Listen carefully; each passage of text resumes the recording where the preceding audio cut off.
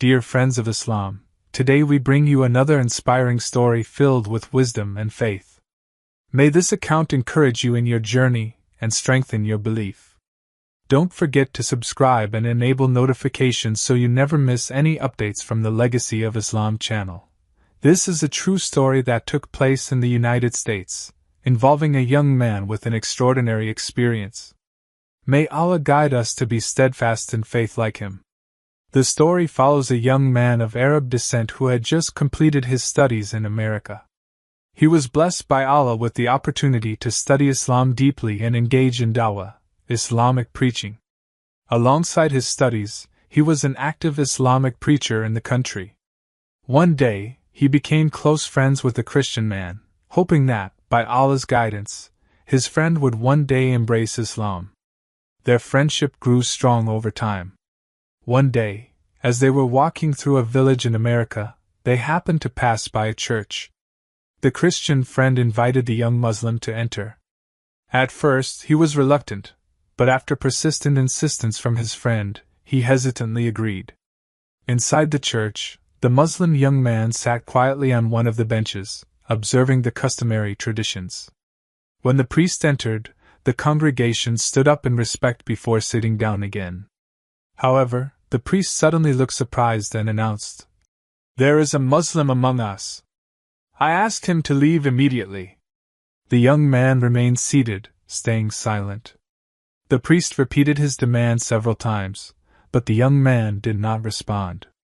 Finally, the priest said, "I guarantee your safety if you leave."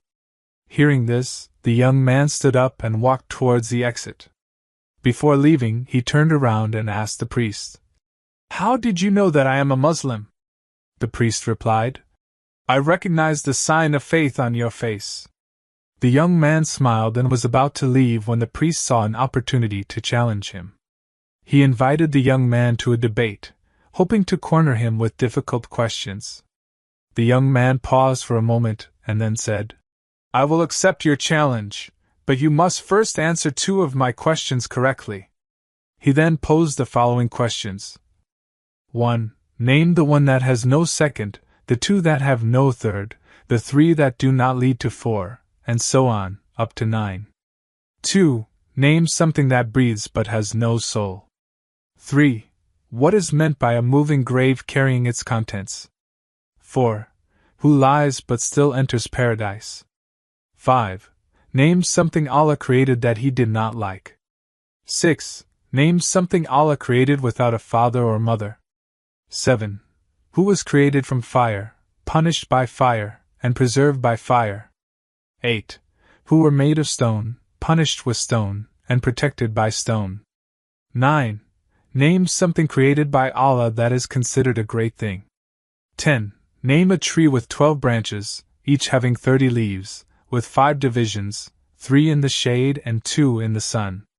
Hearing these questions, the priest and the congregation were taken aback. The young Muslim, full of confidence in Allah, recited Bismillah and began answering. The one without a second is Allah as mentioned in Surah Al-Ikhlas, 112:1. Say, He is Allah, the One. The 2 without a third are day and night. The 3 without a fourth were the 3 events in the story of Prophet Musa and Khidr when Khidr sank the boat, killed the boy, and repaired the collapsing wall. The 4 without a fifth are the 4 divine books, the Torah, the Gospel, the Psalms, and the Quran. The 5 without a sixth are the 5 daily prayers. The 6 without a seventh are the 6 days in which Allah created the universe. The 7 without an eighth are the 7 layers of heaven. The 8 without a ninth are the 8 angels who will carry Allah's throne on the day of judgment. The 9 without a tenth are the 9 miracles given to Prophet Musa, including his staff and his glowing hand. He continued answering all the remaining questions, leaving the priest and everyone in attendance in complete amazement. Before leaving, the young Muslim turned to the priest and said, "Now I have just one question for you. What is the key to paradise?" The priest fell silent. His face turned pale, his heart wavered, and his tongue was unable to respond. The congregation urged him to answer, reminding him that he had posed 22 questions to the young man, all of which were answered with clarity and wisdom. Yet now, when asked just one question, he could not respond. Dear brothers and sisters in Islam, as believers, we must strive to follow Allah's commands and stay away from what He has forbidden. The journey of every convert to Islam is filled with trials and sacrifices, yet their stories inspire and strengthen our faith. One such inspiring story is that of Yusuf Estes, a former Protestant Christian pastor who embraced Islam. Born in 1944 in Texas, USA, he was raised in a deeply religious Protestant family. His family was involved in church activities, including religious music and piano sales. From a young age, Yusuf Estes was dedicated to Christianity. He played musical instruments, sang in the church choir, and even taught Bible classes. Eventually, he became a Protestant pastor. However, through a profound journey of discovery, he found the truth in Islam and embraced it wholeheartedly. His story continues to inspire countless people around the world. May Allah guide us all on the straight path and strengthen our faith. Yusuf was initially active in spreading the gospel and had a strong desire to convert the Muslim man to Christianity. His perception of Islam was very negative. He viewed it as a foreign religion and believed that Muslims were idolaters. However, as they spent more time working together, Yusuf began engaging in discussions about religion. Although he persistently tried to persuade the Muslim man to embrace Christianity, the man responded with patience and instead invited Yusuf to study Islam more deeply. Yusuf was surprised to see the Muslim man's character. He was kind, friendly, and free from the negative traits that Yusuf had previously associated with Muslims. Curious, Yusuf began reading the translation of the Quran and studying books about Islam. He explored its core teachings, including monotheism, prayer, fasting, charity, and the life of Prophet Muhammad, peace be upon him. Throughout this process, he discovered that Islam upholds strong moral values, many of which closely align with the teachings of the Bible, and in some aspects, even surpass them, particularly in its pure concept of the oneness of God. What shocked Yusuf the most was when his father, a devout Christian, also became interested in learning about Islam. Gradually, his entire family came to believe that Islam was the true religion. Finally, in 1991, after months of discussions and soul-searching, Yusuf, his wife, his father, and even one of his closest friends embraced Islam. After converting, Yusuf felt a deep calling to share the teachings of Islam, especially among Western societies that often hold misconceptions about the faith. Today, Yusuf Estes is known as an international preacher who travels worldwide, delivering lectures about Islam. Another inspiring story is that of a former Methodist minister named Gerald. Born and raised in Kansas, USA, in a devout Christian family, Gerald studied Christian theology with the goal of serving his community as a pastor. However, during his journey as a clergyman, he began experiencing doubts about Christian doctrines, particularly the role of Jesus as God. These uncertainties led him to search for a deeper truth. Gerald's spiritual journey toward Islam began when he decided to study the religion as part of his academic research. During this process, he interacted with the Muslim community and was deeply impressed by their peaceful and disciplined way of life. As he studied the Quran and Islamic teachings, he realized that many of the values emphasized in Islam closely resembled the teachings of Jesus. After thorough contemplation, in 1993, Gerald made the life-changing decision to embrace Islam. Another compelling story is that of a man raised in an evangelical Christian family in the United States. From a young age, he was deeply involved in church activities and passionate about spreading the gospel. His dedication to Christian missions earned him great respect within his community. In the early 2000s, he was invited to Saudi Arabia to take part in a project translating the Quran into English. Initially, he saw this as a purely professional and academic opportunity, with no intention of exploring Islam. However, his experience in Saudi Arabia turned out to be far different from what he had imagined. As he interacted with the local Muslim community, he was struck by their kindness, hospitality, and strong moral values. qualities that sharply contrasted with the negative stereotypes about Muslims that he had encountered in the West. He also observed their deep devotion to faith, as they performed the 5 daily prayers with sincerity and maintained strong bonds of brotherhood. Beyond his interactions with Muslims, his task of translating the Quran required him to read and study the holy text in depth. The more he read, the more he found himself drawn to its powerful message. He was particularly captivated by Islam's concept of the absolute oneness of God, which was pure and uncomplicated, unlike the complex doctrine of the Trinity in Christianity. The Quran's teachings on justice, compassion, and human dignity resonated deeply with him, reinforcing his growing belief that Islam was the truth. His spiritual journey was not an instant transformation but a long and profound process filled with reflection, study, and a sincere search for truth. Over the years, he dedicated himself to learning about Islam and the Quran. As he delved deeper, his heart gradually opened to the truth he found in Islamic teachings. After much contemplation and inner struggle, Samuel ultimately realized that Islam was the right path for him. He made the life-changing decision to recite the Shahada, the Islamic declaration of faith. Embracing Islam brought a significant transformation in his life. He left his position as a pastor and dedicated himself to spreading the message of Islam, particularly among non-Muslims. Samuel openly shared his journey, aiming to help others understand the values he had discovered in his new faith. One such remarkable story is that of Father Idris, a former Catholic priest. Born and raised in England in a devout Roman Catholic environment, Idris lived a life deeply rooted in religious service.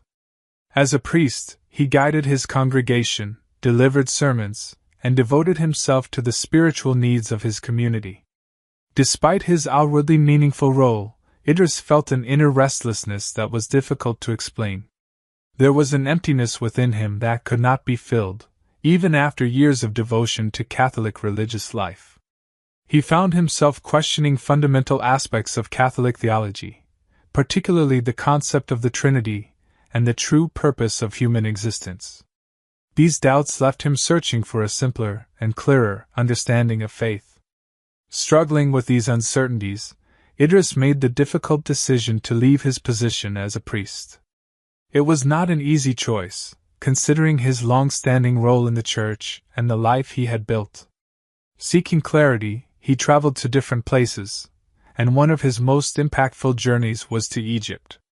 In Egypt, Idris encountered the Muslim community for the first time in a meaningful way. Initially, he had no particular interest in Islam, but the peaceful and simple way of life he observed among Muslims began to change his perspective.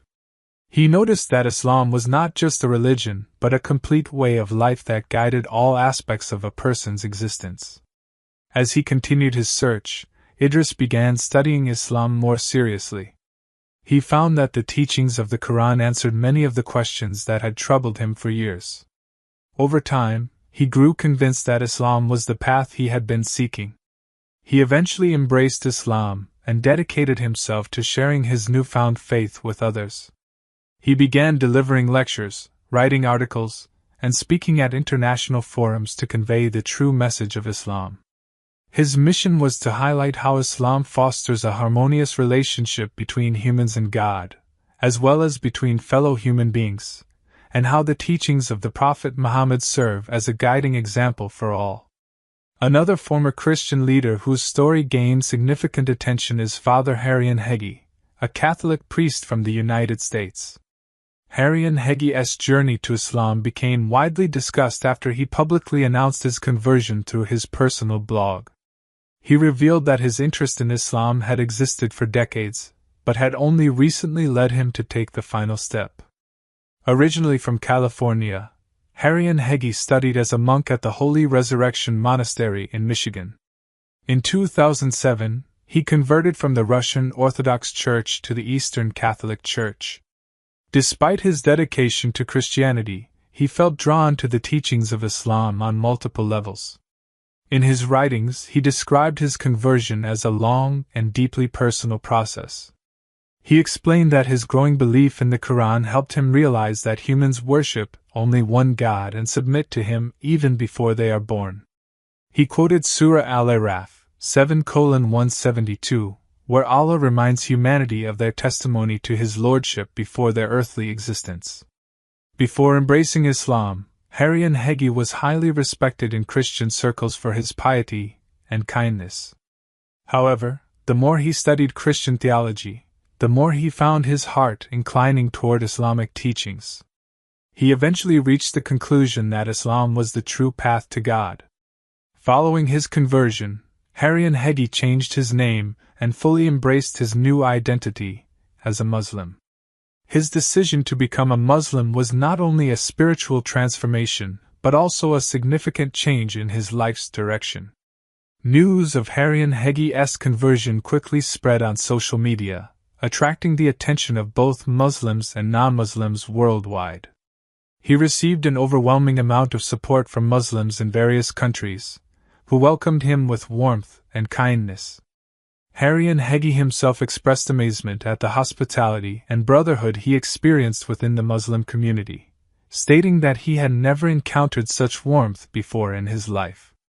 He said that although the future felt like a leap into the darkness of uncertainty, his heart was now filled with peace, joy, and relief. Now I try to deepen this belief, to love the deen, the religion of love for the people and for the Prophet, he added. The last story is about Yusuf Islam, formerly known as Cat Stevens. He was born on July 21, 1948, in London, England, into a Greek Catholic family. From a young age, he showed a keen interest in music, and at the age of 15, he began writing songs and playing the guitar. He achieved great popularity in the 1960s and 1970s as a singer and songwriter. In 1975, he was involved in a shipwreck that nearly claimed his life. This event became a turning point for him. After surviving the accident, he began to reflect on his life and search for answers to the existential questions that had been troubling him. His search led him to his brother, who gave him a copy of the Quran. Although he initially had no knowledge of Islam, he became interested in learning more about it. Through this process, Yusuf Islam found a peace he had never known before. He felt that Islam was the truth he had been searching for. In 1977, he decided to embrace Islam and recite the 2 sentences of the Shahada. After his conversion, Yusuf Islam became actively involved in various social and dawah activities. He founded several Islamic educational institutions and dedicated his time to giving lectures and spreading awareness about Islam, particularly to Western societies, which often have misconceptions about the religion. Recently, surprising news came from the United States regarding 3 churches being converted into mosques. The Indonesian Muslim community took steps to acquire a church in Silver Spring, Maryland, and converted it into a mosque. This, however, is not a new phenomenon in America. Previously, Muslim communities from East African countries did something similar. They purchased the old St. John's Church in Minnesota, which was then converted into a mosque. St. John's Church in Minnesota was officially closed in July 2013 due to a decline in its congregation. According to George, an 86-year-old administrator and pastor at the church, St. John once had up to 1,400 families in its congregation. However, in recent years, that number had dwindled to just 152 families. As a result, operational donations decreased, leading to the church's closure. The Archdiocese of Minnesota made various efforts to keep the church open, including assigning the nearby St. Paul's Church to take over its management. However, financial difficulties persisted, and the church eventually accumulated $99,000 in debt. This situation forced the church to sell its building. While the exact sale price remains undisclosed, church officials confirmed that the proceeds were sufficient to clear all debts and compensate unpaid workers and pastors. The East African Muslim community purchased the building not only to be used as a mosque but also as an Islamic cultural center named Darul Uloom Islamic Center. Since its opening in July 2014, it has become the largest Islamic cultural center in Minnesota. Similarly, In New York, the Noor Islamic Center acquired the Holy Trinity Catholic Church in late 2013 and converted it into a mosque. This mosque was later named Isa ibn Maryam Mosque, or in English, the Mosque of Jesus, Son of Mary. The decision to purchase this historic church was driven by a decline in church members, caused by factors such as suburban migration and religious conversions, including some individuals embracing Islam. Over the past 5 years, the area has welcomed many immigrants from conflict-affected countries such as Iraq, Iran, Syria, Somalia, Bosnia, Albania, and Nigeria. At the end of 2013, the Noor Islamic Center officially purchased the church to be used as a mosque and an Islamic cultural center. This purchase received approval from the Historical Protection Board, and the Noor Islamic Center was granted permission to remove Christian symbols from the church, including the cross. During the last Ramadan, worship activities were vibrant at the mosque, and several American converts took their Shahada there. Transforming churches into mosques has become an emerging trend in America. This approach provides a practical solution for Muslims seeking places of worship, especially given the challenges of obtaining permits to establish new religious buildings. By purchasing churches, Muslim communities can bypass bureaucratic hurdles and establish places of worship with greater ease. His journey toward truth and peace was not an instant transformation but a gradual process filled with reflection, study, and a sincere search for meaning. Over the years, he delved into the teachings of Islam and studied the Quran. With time, his heart became increasingly open to the profound wisdom he discovered. Ultimately, after a long and thoughtful search, Samuel realized that Islam was the path he had been seeking. He then made the life-changing decision to recite the Shahada. After embracing Islam, Samuel experienced a significant shift in his life. He stepped away from his role as a pastor and dedicated himself to spreading the message of Islam, particularly among non-Muslims. He began openly sharing his journey, explaining the values and peace he found in his new faith. A similar story is that of Father Idris, a former Catholic priest.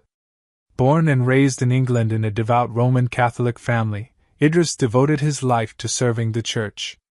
As a priest, he guided his community, delivered sermons, and played a vital role in the spiritual lives of his congregation. Despite his religious commitments, however, he struggled with an inner sense of restlessness. There was an unshakable emptiness that he could not fill, even after years of devotion to his faith.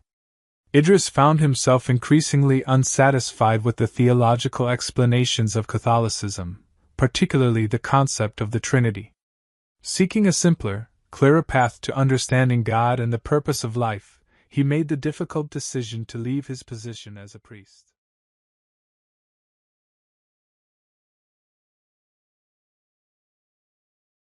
France, a country renowned for its rich history, culture, art, and philosophy, is now facing significant challenges in modern life.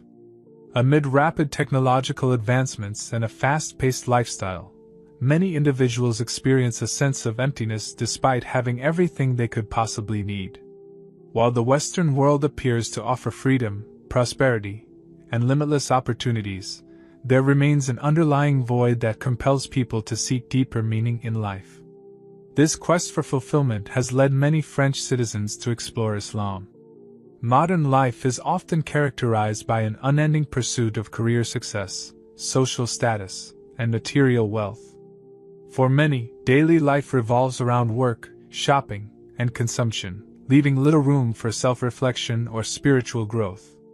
This relentless cycle leads not only to physical exhaustion but also to emotional and spiritual dissatisfaction. Despite outward appearances of success and contentment, many individuals feel an undeniable void. This realization prompts them to question the true meaning of life and their ultimate purpose. In seeking alternatives to materialism and individualism, many turn to religion for guidance and balance. Islam, in particular, offers a compelling response, one that provides clarity, purpose, and a strong moral foundation. It emphasizes values that many feel are lacking in contemporary society, such as brotherhood, solidarity, simplicity, and a meaningful existence beyond personal gains.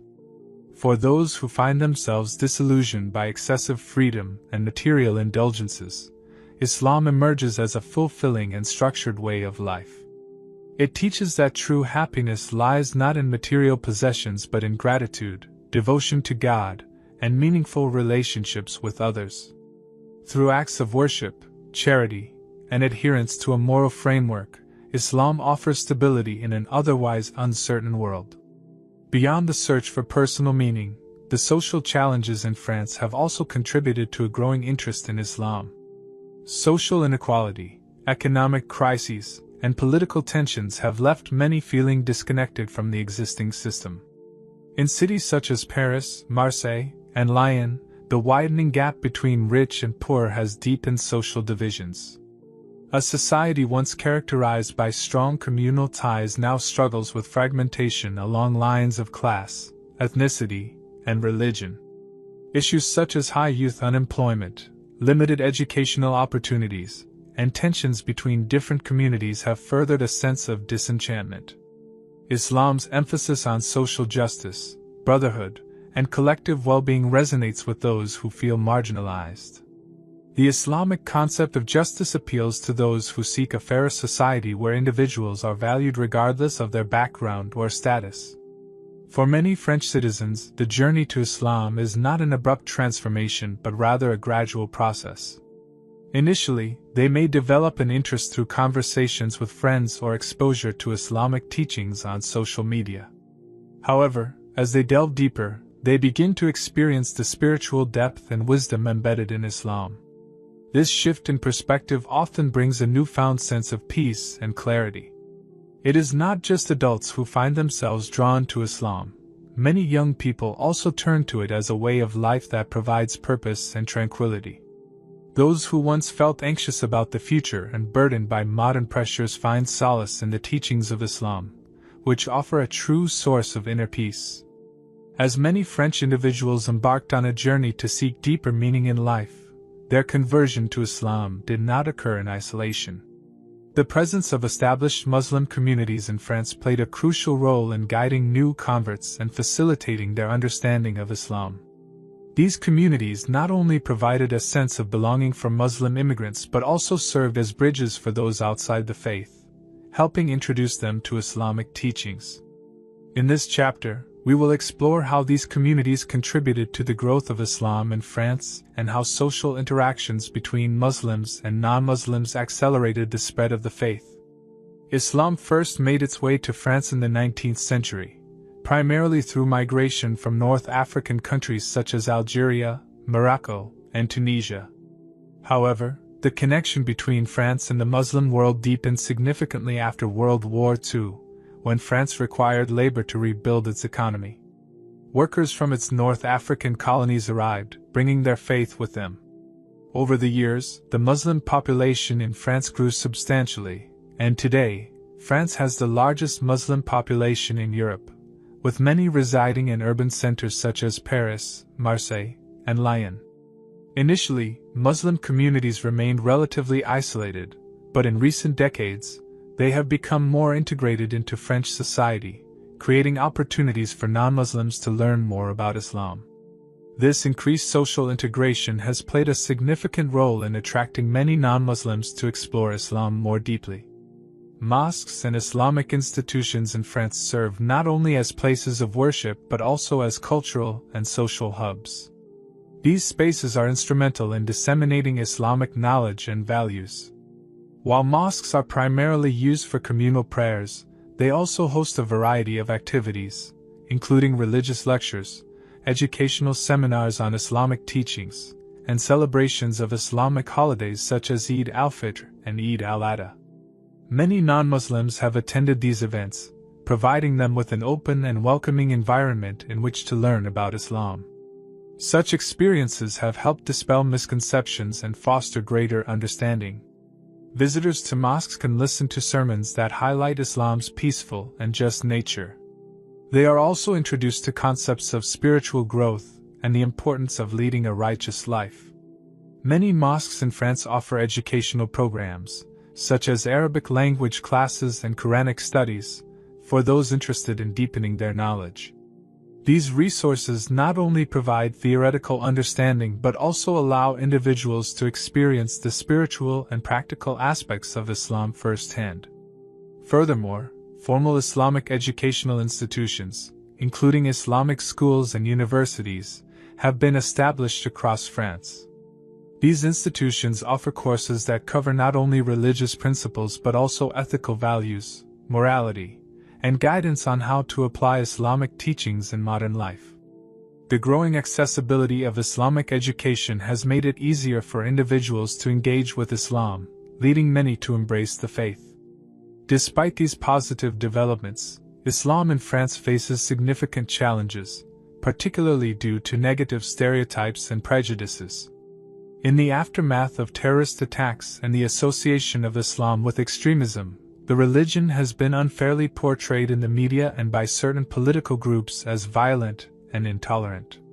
However, the vast majority of Muslims in France reject violence and extremism, emphasizing the peaceful and compassionate nature of their faith. In this context, interfaith dialogue has played a crucial role in improving understanding between different religious and cultural groups in France. Numerous initiatives have been launched to promote peaceful coexistence and mutual respect. Interfaith forums, open-door events at mosques, and discussions between Muslim and Christian leaders have helped bridge gaps between communities and foster a climate of respect.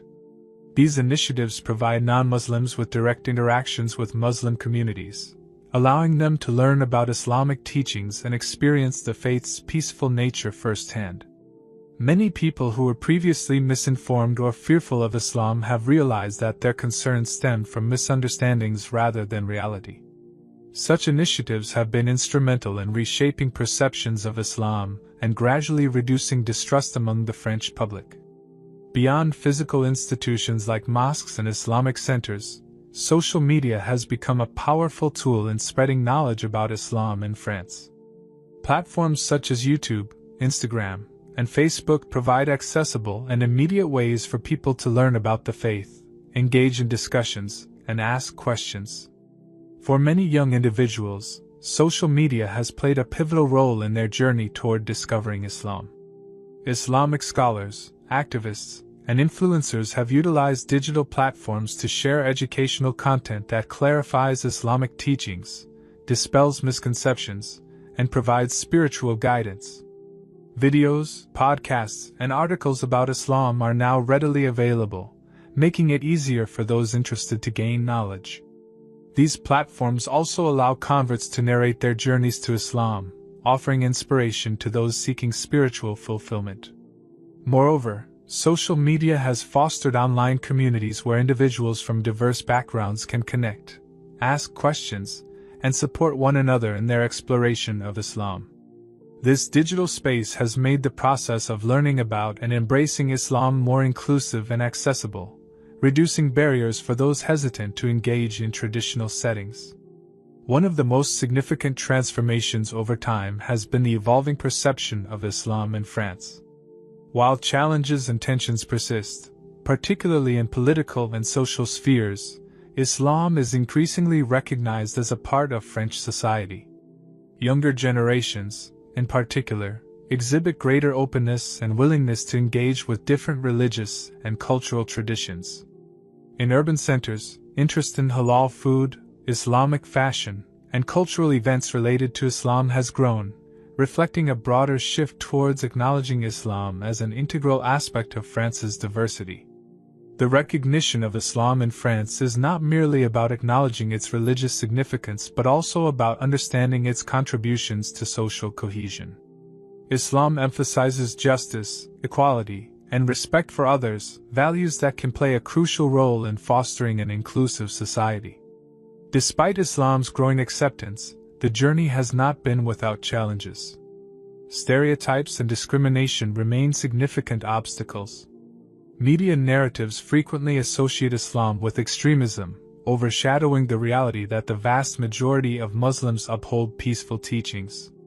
Such portrayals contribute to fear and misunderstanding, making it difficult for Muslims to integrate fully into French society. Many Muslims experience discrimination in workplaces, schools, and public spaces, often driven by misconceptions reinforced through political rhetoric and biased media coverage. These experiences create a sense of alienation among Muslims, who feel unfairly judged based on the actions of a minority. Efforts to counter these misconceptions are ongoing, with Muslim organizations actively engaging in interfaith dialogue and awareness campaigns to present the true teachings of Islam. However, much work remains in reshaping public perceptions and fostering mutual understanding. Another critical factor shaping Islam's place in France is the country's strict secularism, known as laicite. This policy enforces a separation between religion and public life, often leading to restrictions on religious expressions, such as the hijab ban in public schools. Many Muslim women perceive such regulations as an infringement on their religious freedom and personal expression. While laicite is regarded as a cornerstone of French identity, ensuring state neutrality in religious matters, it creates a complex balancing act between upholding secular values and respecting religious freedoms. The ongoing debates over these policies highlight the challenges Muslims face in fully expressing their faith while adhering to French secular principles. Economic disparities also pose significant hurdles for France's Muslim population, many of whom have immigrant backgrounds, particularly from North Africa. High unemployment rates, lower wages, and limited access to quality education and healthcare contribute to socioeconomic struggles. These issues are exacerbated by social stigmas tied to ethnicity and religion, furthering marginalization. Younger generations, in particular, often grapple with the expectations of their immigrant parents while navigating a society that does not always provide equal opportunities. The resulting sense of frustration and disillusionment can, at times, lead to a perception of systemic discrimination. Addressing economic inequality is essential for fostering social mobility and integration. Providing better education and employment opportunities will not only empower Muslim communities but also contribute to a more harmonious and inclusive society. Education remains one of the most powerful tools for overcoming social divides, enabling individuals to engage meaningfully in the broader fabric of French life while preserving their cultural and religious identity. In conclusion, while Islam's presence in France continues to grow and integrate, challenges remain in terms of public perception, religious freedoms, and socio-economic inclusion. Through ongoing dialogue, education, and policy reforms, there is an opportunity to build a society that respects and values its diverse communities, ensuring that Islam is recognized not as an outsider influence but as an integral part of France's evolving identity. Addressing the challenges faced by Islam in France requires a strong emphasis on education. By providing young people with a more accurate and nuanced understanding of Islam, schools can help break down stereotypes and foster greater tolerance. In many parts of France, a lack of education about Islam contributes to widespread ignorance and misunderstandings about the religion. To counter this, several educational initiatives have been launched in recent years. Some schools have introduced courses on world religions, including Islam, to give students a broader perspective on different faiths. Additionally, various Muslim organizations in France have taken steps to offer educational programs that highlight Islam's peaceful teachings on tolerance, compassion, and coexistence. By fostering a culture of dialogue and understanding through education, France has the potential to build a society where people from diverse backgrounds can live together harmoniously. Educating both Muslims and non-Muslims about each other's cultures and beliefs is a crucial step toward overcoming divisions and creating a more inclusive society. Despite the challenges, there are many opportunities for Islam to continue growing and thriving in France. One of the most promising signs is the increasing involvement of young Muslims in both religious and civic life. Many young Muslims in France are actively engaged in their communities, not only in practicing their faith but also in contributing to social causes and working toward the betterment of society. Moreover, the younger generation of Muslims in France is more likely to embrace principles of tolerance and coexistence. Unlike previous generations, they are less burdened by past divisions and more willing to engage positively and constructively with people from different backgrounds. As these young Muslims take on leadership roles in their communities, they have the potential to break down barriers and create a future where Islam is seen as a positive force in French society. Furthermore, France's growing interest in interfaith dialogue, social justice, and multiculturalism presents an opportunity for Muslims to actively participate in shaping the country's future. As French society becomes more diverse, there is an increasing recognition of the importance of embracing that diversity and promoting an inclusive society where everyone is respected. Looking ahead, Islam will continue to play a significant role in shaping the social, cultural, and religious landscape of France. While challenges such as discrimination, political tensions, and economic inequality remain, the potential for Islam to contribute to a more inclusive and just society is immense. Through education, dialogue, and active engagement with the broader community, Muslims in France can help foster greater understanding and unity. The future of Islam in France can be one defined by mutual respect, cooperation, and shared values. By addressing today's challenges and seizing opportunities for growth and integration, Islam can play a key role in shaping a future where France fully embraces its diversity and moves toward a more peaceful and harmonious society for all its citizens. Every night they came, 3 mysterious women, their beauty beyond words, their silence more haunting than the darkness that followed them. Without fail, they placed money into my hands and disappeared before I could ask why. At first, I thought it was a miracle. Then I let my curiosity consume me. One night I followed them. And what I discovered shook me to my very core. Because no one else had ever seen them. Who were they? Why had they chosen me? And most terrifying of all, would they ever let me go? It is difficult to believe in a human being's death. The truth is, when everything happened to me, I myself couldn't believe it for many days. I wandered around, lost in thought, trying to convince myself of the reality. No one believed me, and when I told my mother, she was terrified. She begged me to keep my mouth shut. But no matter how hard I tried, I couldn't stop myself from speaking about it. I wanted to tell people, but my strange story sounded too unreal to everyone. Some mocked me, while others dismissed me entirely. However, what I am about to share today is the absolute truth, something that happened to me a few years ago. Back then, I was roaming the streets of Pakistan, struggling with unemployment and the weight of my circumstances. My older brother had died when I was a child. My uncle took me in and helped me grow, providing me with some education. But as I grew older, he pushed me away. He told me that I was now old enough to take responsibility for myself and my mother. He insisted that I should not become a burden to them. With no other option, my mother and I moved to my grandmother's house. But my grandmother was no longer alive, and my mother's relationship with my uncle was complicated. We felt like unwanted guests. My mother, being a traditional housewife, had no means to earn a living. So, I started looking for work.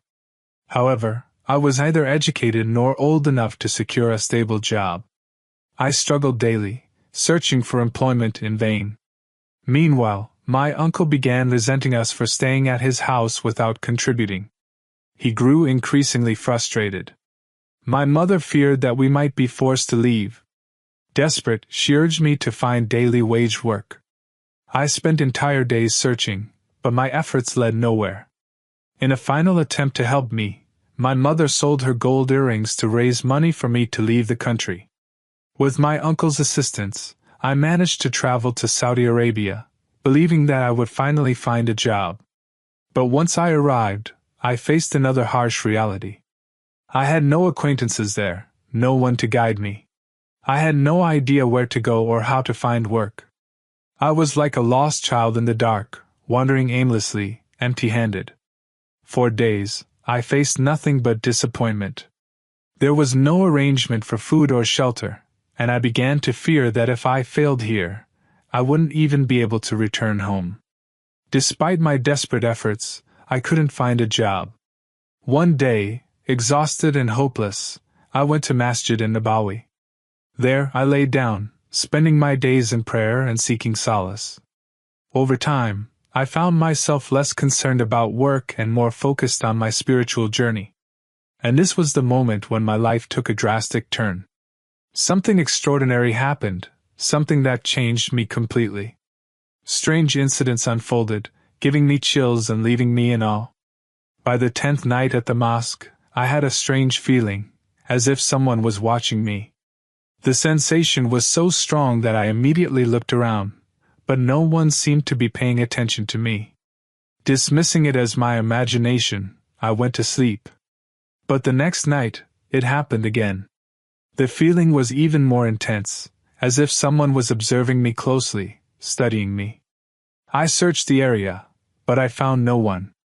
And yet, every night after that, I felt the same unsettling gaze upon me. Who was watching me? Why did I feel this way? I didn't know. But something told me that my life was about to change in ways I could never have imagined. This continued for a few days. Eventually, I grew tired and assumed that it was all in my head. Everyone came here to pray. No one had the time to notice me or pay attention to me. One day, I met a kind man in Masjid Nabawi who approached me and asked why I spent my days praying in the mosque and my nights sleeping there.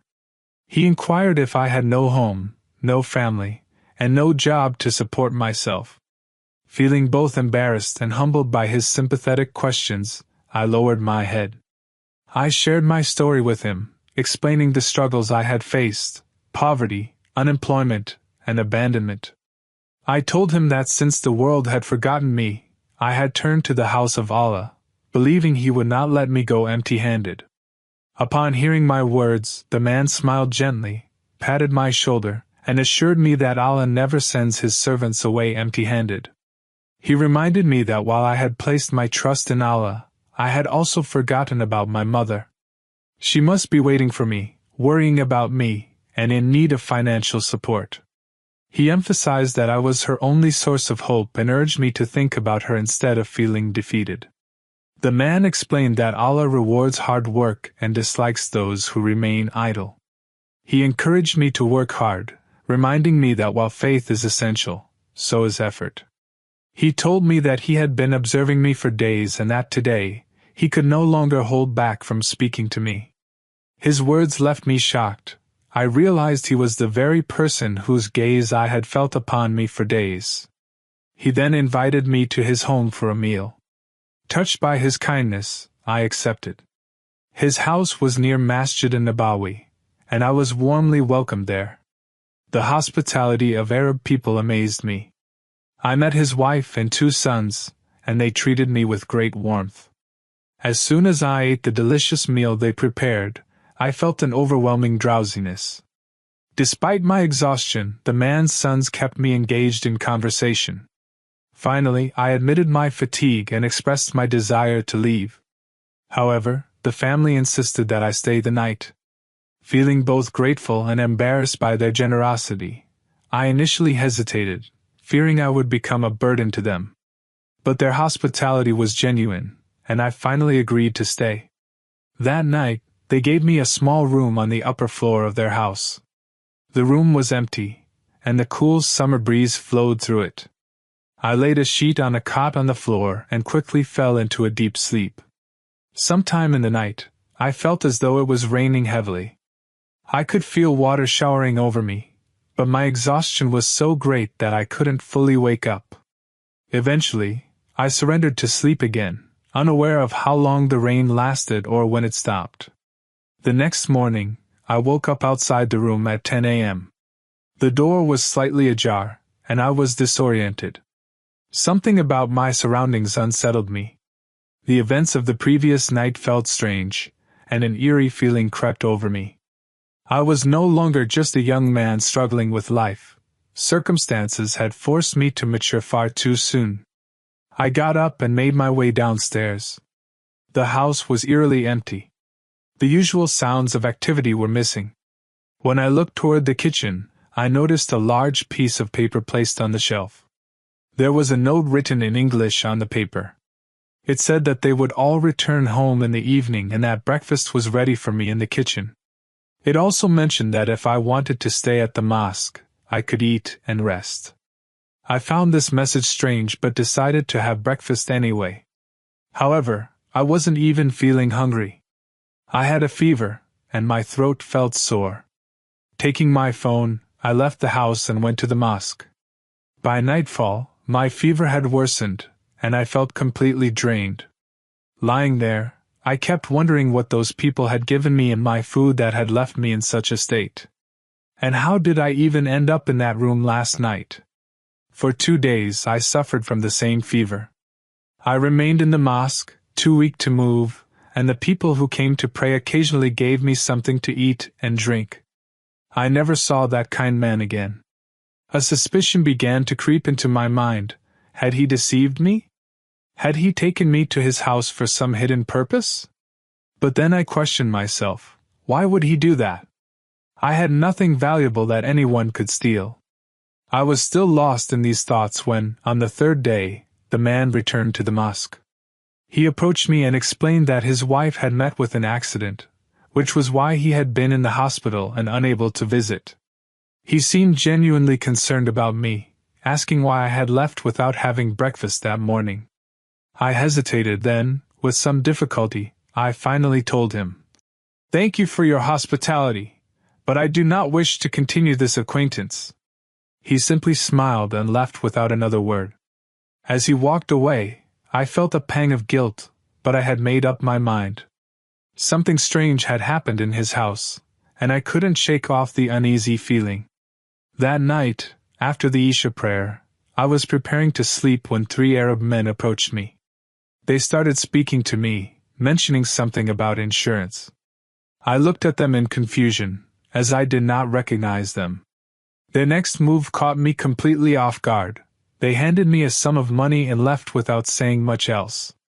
I watched them walk away, still in shock. The men around me in the mosque were also surprised, as the money appeared completely real. I rubbed my eyes, unable to believe it. Perhaps they had mistaken me for someone in need and offered it as charity. Whatever the reason, the money was now in my hands, and I had received it without asking. The next morning, with renewed hope, I set out to look for a job. The entire day passed in vain, as I found no opportunities. By evening, I returned to the mosque, disappointed. That was when the same 3 women approached me again. I was stunned to see them. At first, I thought they wanted to talk to me or perhaps ask for something in return for the money. But instead, they simply handed me more cash, just as they had done the night before. This money wasn't an insignificant amount. It was enough to make me question everything.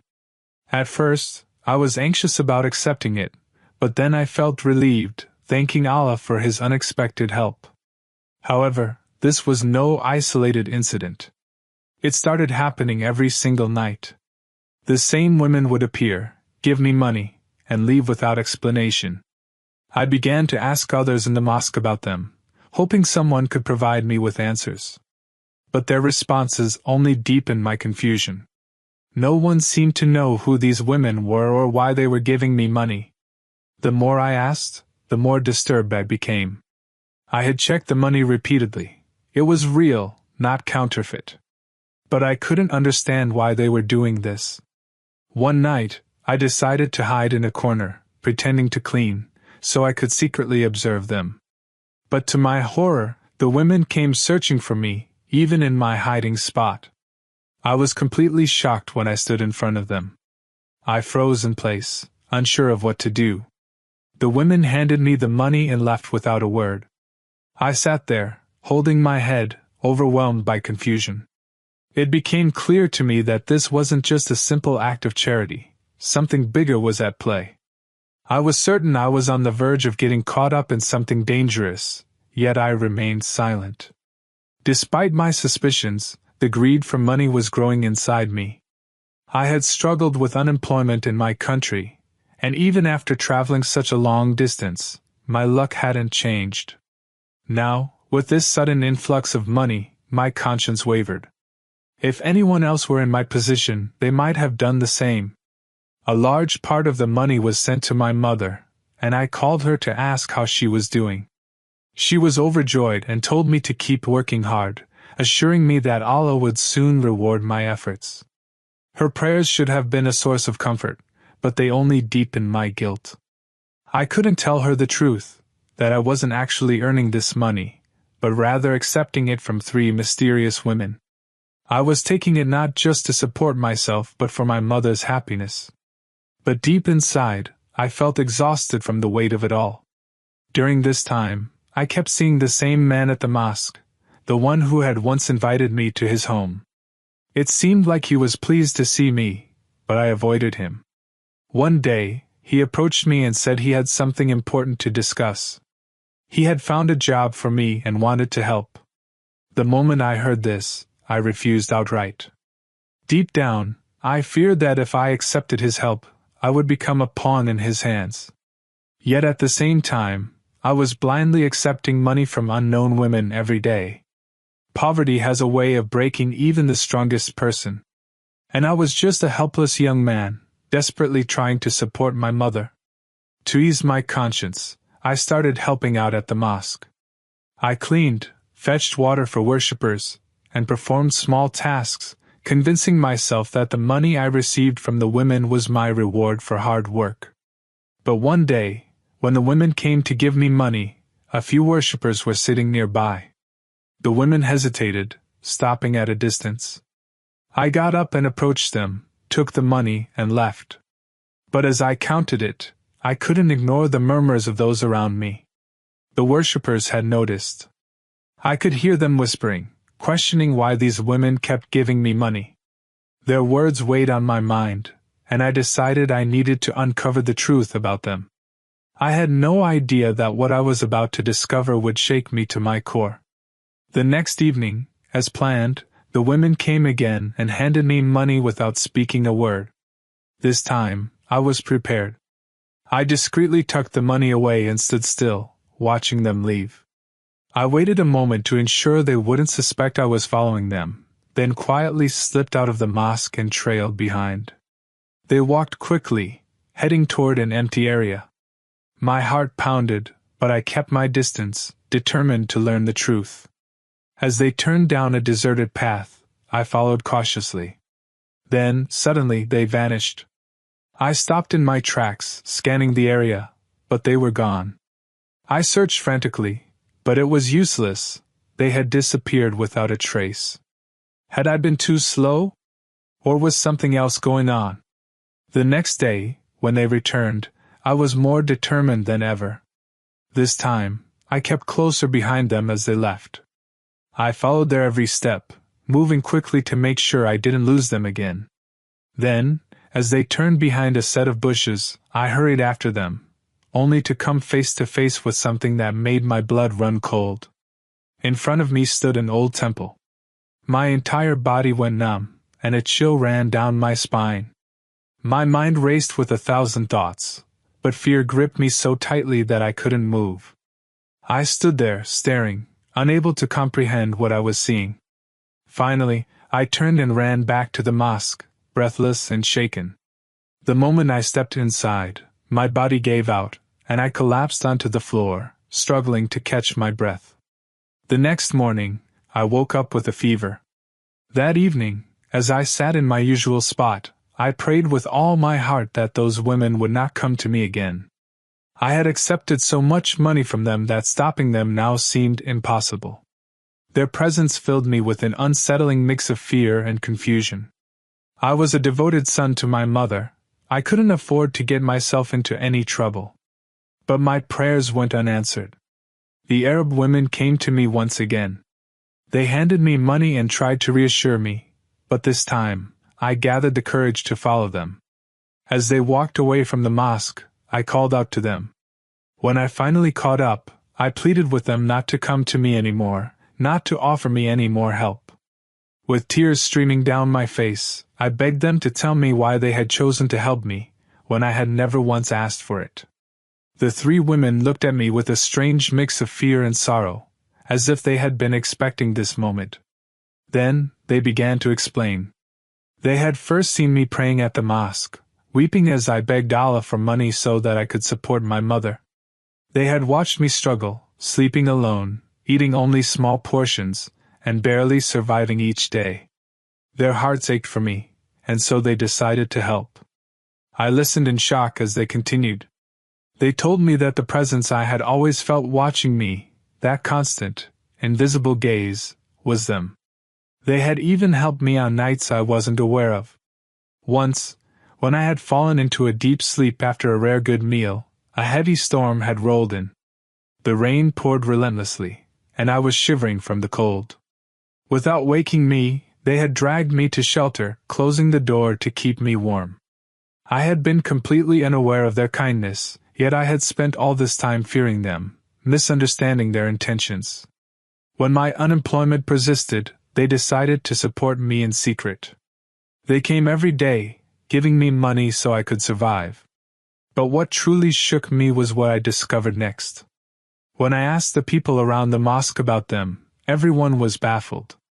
No one had ever seen any women coming to me. Almost every person I asked insisted that they had never seen anyone like them. And yet I had seen them with my own eyes. When they handed me money away from the other worshippers, the same thing had happened. The worshippers never saw them, only the money in my hands. I was terrified. And then, right in front of me, the women dissolved into the air. For days, I couldn't recover from the shock. But today, for the first time, I found the courage to confront my fear. I spoke to them, and they vanished once again. That night, they never returned. I later confessed everything to a man I had once avoided. I apologized for my behavior, and he forgave me. He even helped me find a job. To this day, no one except that man and my mother has ever believed my story. This is the truth of what happened to me. What do you think? Will we ever meet again? Inshallah, only time will tell. Take care of yourself and your loved ones. May Allah guide and protect us all.